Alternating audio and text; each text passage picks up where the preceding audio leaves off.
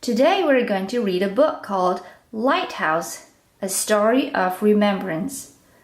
It's written by Robert Munch, who's the author of Love You Forever. And it's illustrated by Janet Wilson. Lighthouse, A Story of Remembrance.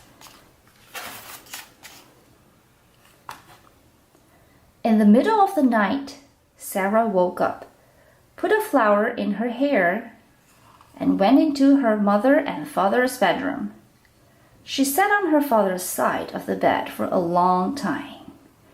Finally, he woke up and said, "Sarah, what's going on? It's the middle of the night." "Well," said Sarah, "you always told me how Grandpa used to take you out to the lighthouse in the middle of the night. And this is the middle of the night. And tonight is the night to take me."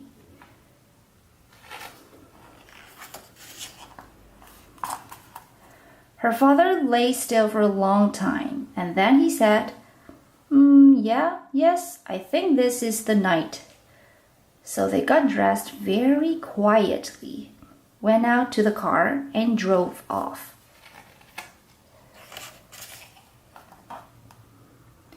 There was nobody else around. No cars were out, and the streetlights made the sea fog glow. When Grandpa took me to the lighthouse, there were no streetlights, and there were no donut shops open in the middle of the night, said Sarah's father. "But he would have stopped if there had been donut shops," said Sarah. "Right," said her father.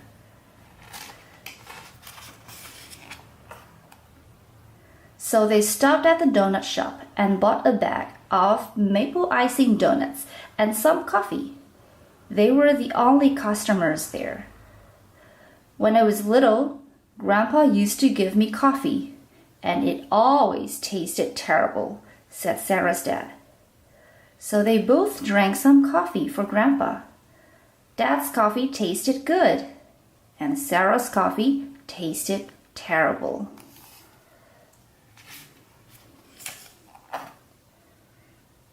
Then they drove out of town till they came to the road that led to the lighthouse.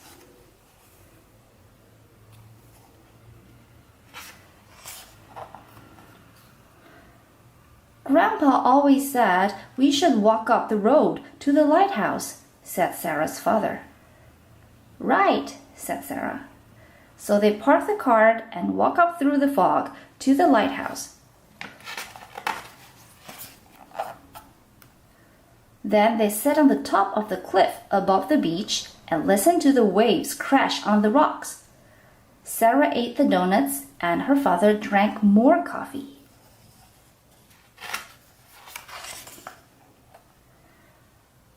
"All the times Grandpa took me with him," said Sarah's father, "we never once went up to the top of the lighthouse. The door was always locked.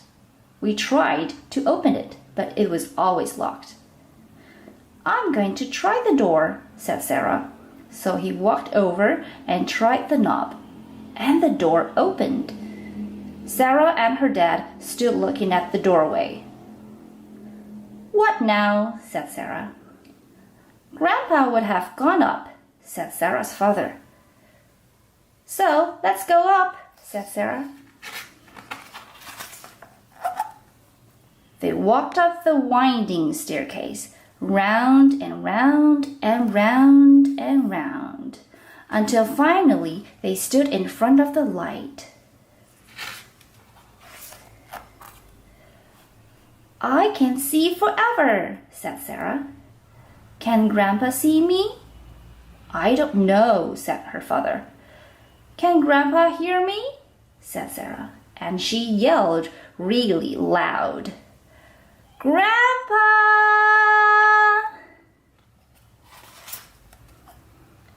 They waited a long time. "He's not going to answer," said her father. They stood for a long time and listened to the foghorn and looked at the mist and the ocean. Then Sarah took the flower from her hair, the flower she had saved from her grandfather's funeral, and threw it away out over the ocean.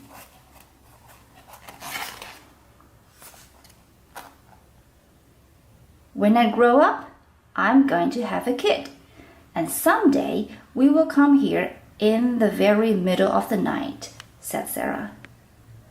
Right, said her father.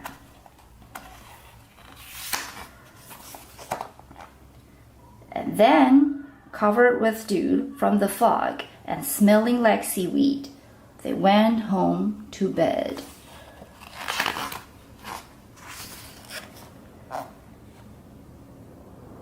The end.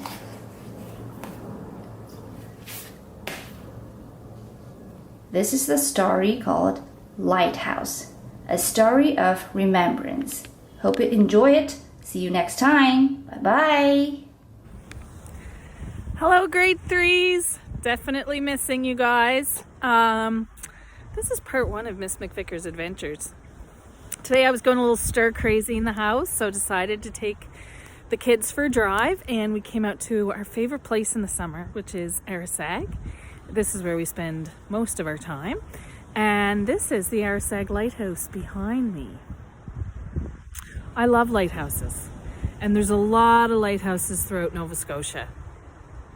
So I'm going to bring you around and tell you about this lighthouse in particular. This here first, it says, jutting out in the distance, a massive rock called Frenchman's Barn can be seen. Local legend has it that in the 17th century, the crew of a French sailing ship mistook the large rock for a building in the fog, and then the vessel ran aground nearby. On a Newfoundland day like today, if I call my mom and I ask her how's the weather, she says, RDF out today, RDF out today. Rain, drizzle, fog. That's what we have here in Arisag today too. Looking across Northumberland Strait, lights and sometimes buildings on Prince Edward Island, Canada's smallest province, are visible. Cape Bear Lighthouse PEI is approximately 30 kilometers, 18 miles across the strait. To the northwest, Pictou Island, a community of 19 settlers, can be spotted 25 kilometers, 17 miles away. Not seeing anything out there today. The original Arisag Point Lighthouse was constructed in 1898. It replaced a lamp installed in 1895 to help navigate boats. There were 3 light keepers in its 40-year history. In the mid-1930s, the lighthouse burned. The current lighthouse now is a replica of the original design and was built in 2007 by community volunteers with support from the local and provincial government.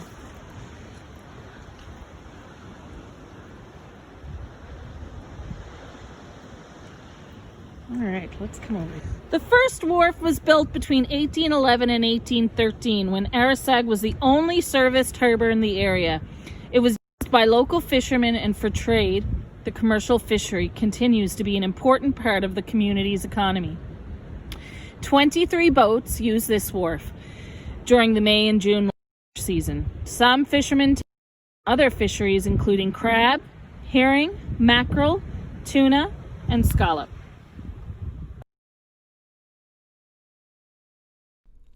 Hi friends, this is Alex with Draw to Learn, and today we are going to do something super exciting. We are going to learn how to draw a lighthouse. We're going to go through step by step and learn how to do this, and we're going to learn about all sorts of things in the picture. We're going to learn about lighthouses, we're going to learn about the ocean, we're going to learn about the animals in the ocean. It's going to be so much fun. So let's jump in. So we're going to start off by drawing the outline of the lighthouse.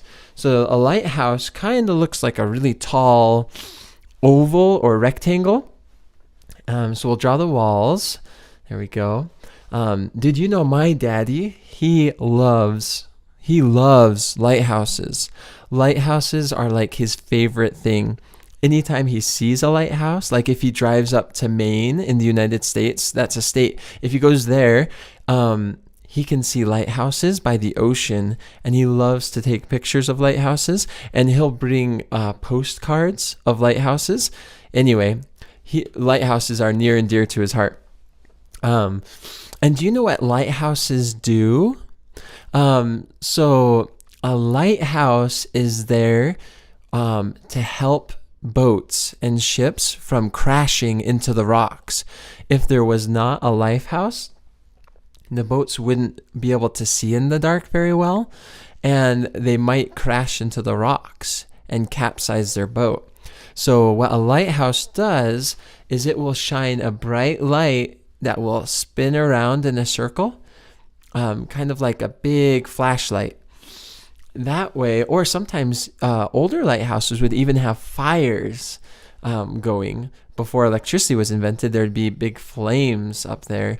And that would help people to see, oh, okay, that's the lighthouse, which means I'm getting close to the rocks, which means I need to steer the boat so we don't crash into the rocks. So that's an interesting thing about lighthouses. All right, so we've drawn the outline of the lighthouse. The top of it, the little glass part, the windows right there. That's where you see all the crisscrossing that look like a bunch of triangles. You've got the roof on top of that. And then you've got the rocks that the lighthouse is on right by the edge of the ocean. So we're going to draw a line across the sky. This will be the ocean. There we go. We've got our ocean there on the horizon. And let's see, what should we color next? We could color clouds. We could color the sun. You can see there's a sun. It looks like it's just setting or just rising early in the morning or late at night. And we're going to draw the clouds. And there we go. Have you ever seen a lighthouse? Did you know that people can actually go into lighthouses? They're really big. Some of them are really big. And so they might have a door at the bottom where a person could go and they could walk up these spiral staircases maybe, or a ladder, and get to the top of the lighthouse. That way they can turn on the lighthouse and turn off the lighthouse. So when it's nighttime, they can turn it on. When it's daytime, they can turn it off because the sailors can see just fine in the daytime. So this is a pretty easy drawing for kids of any age, really. All right, we're gonna draw. Ooh, it looks like it could be a whale. Oh, yeah, it does, because it's spraying out water outside of its back. Do you know that some whales, they suck in water, and then they have this little hole in the back where they'll spout off water. Isn't that kind of fun? I think that's so cool that whales do that. So we've got a couple whales swimming in the ocean.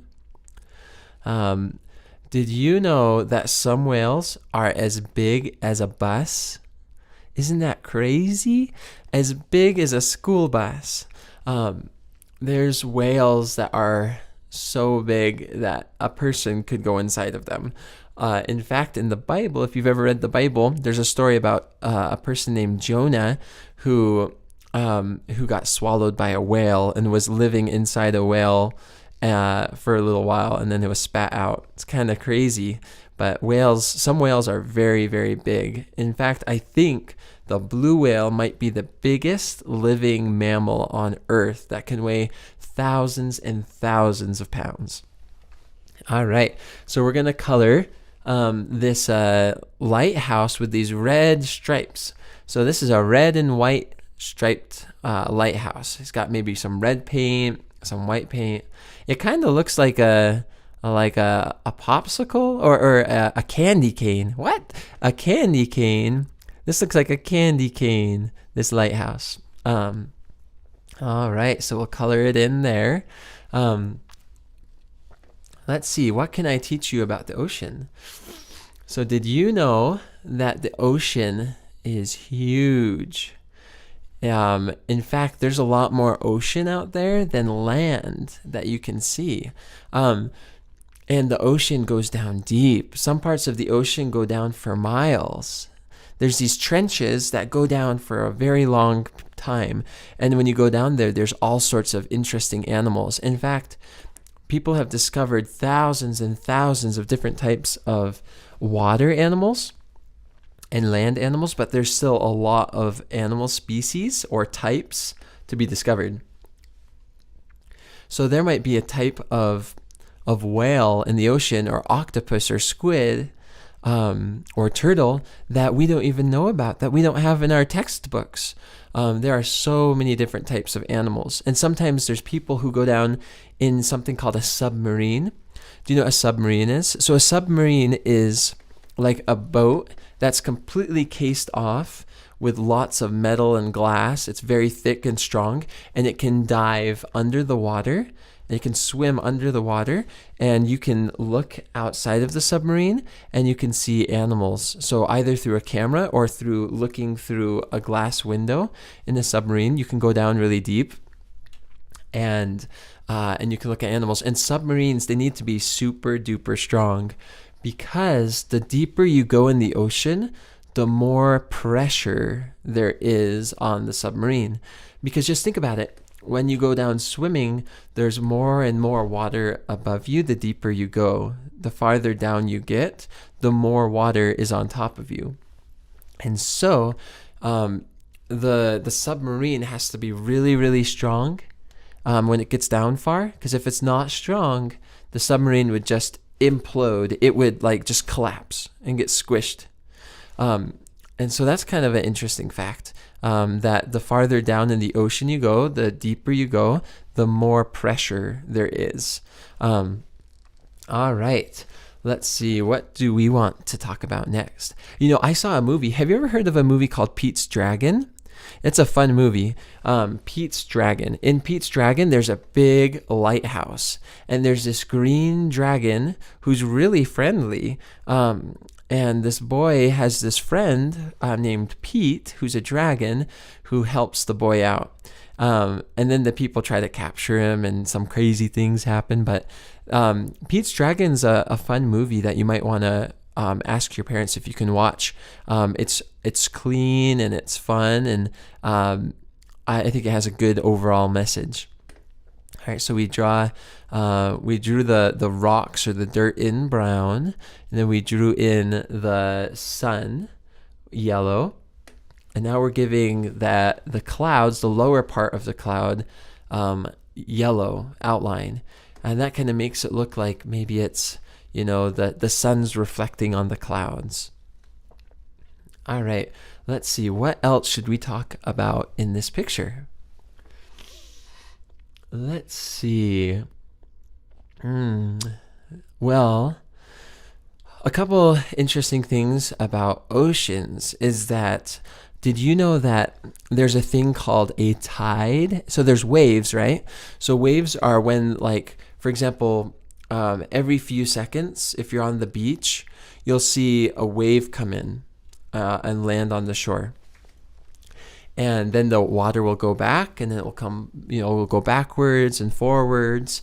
So there's waves. And if there's a big storm or lots of wind, you could have big waves crashing against the rocks right by the lighthouse. And so that would be very dangerous. You don't want to ever be near rocks when they're getting splashed on by big waves, because big waves can wash you off of the rocks and take you into the ocean. They're really dangerous. That's actually happened to people, and it's really, really sad. But there's another thing besides waves. There's something called a tide. Can you say tide? It's not like Tide, like the laundry soap.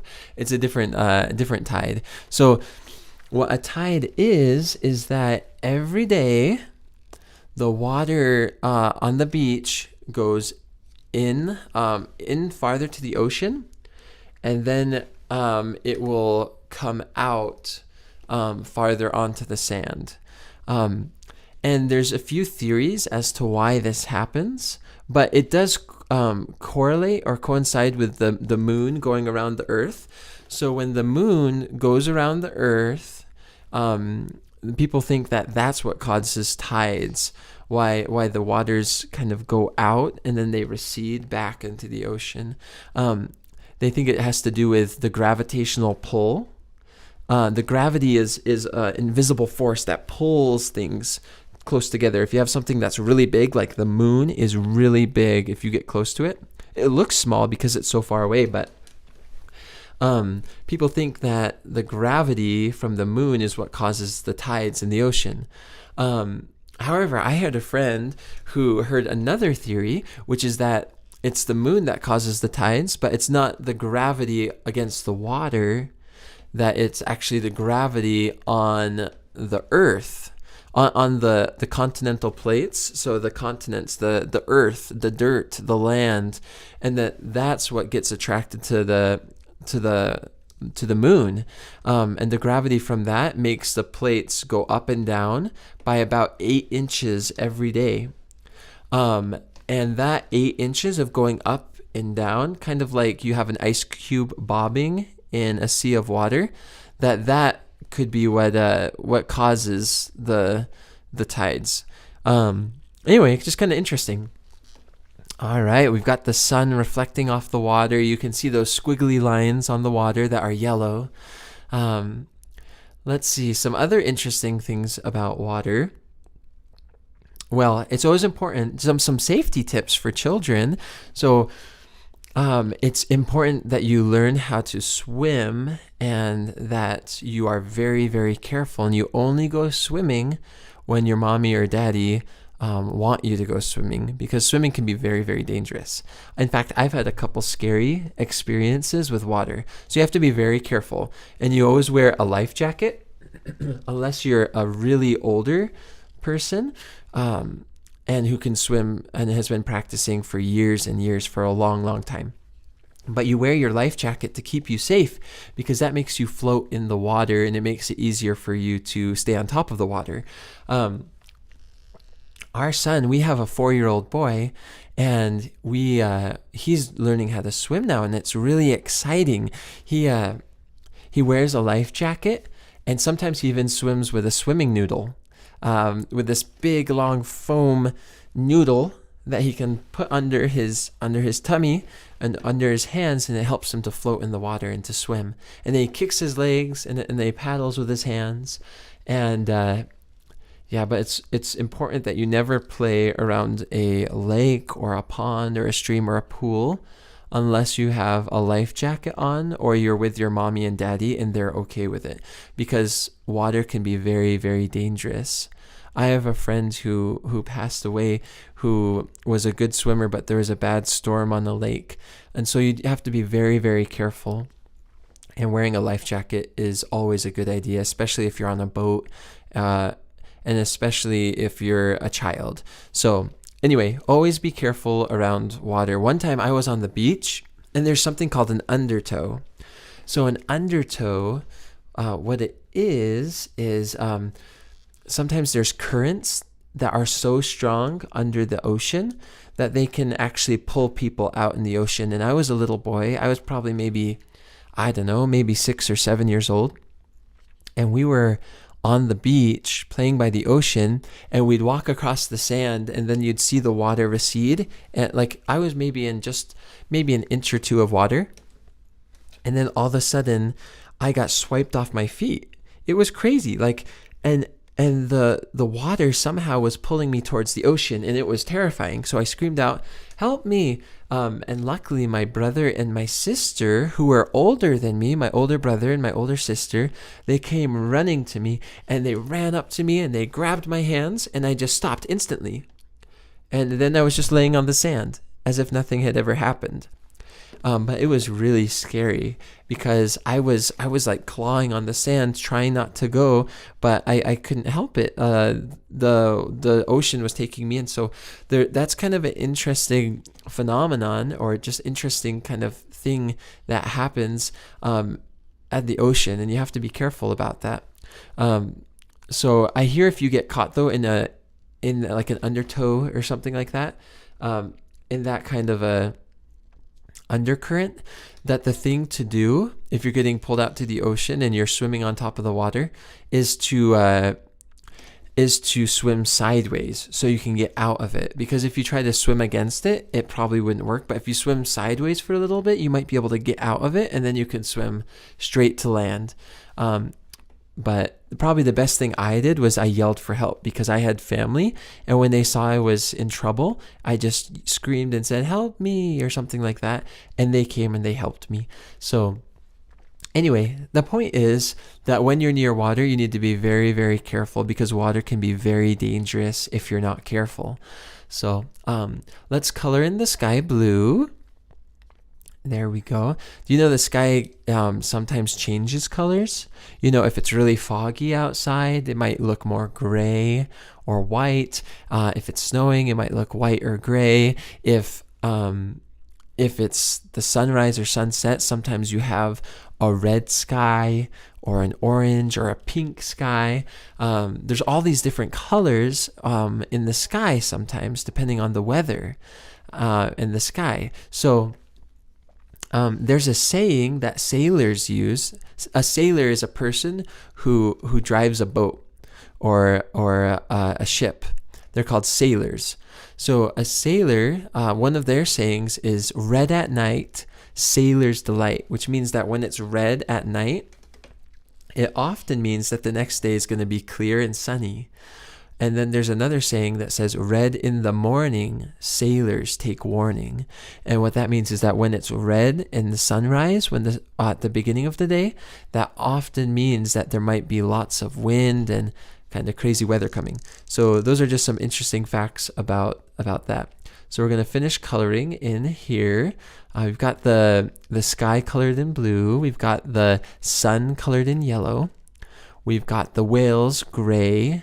Now we're going to color in the lighthouse with this yellow color.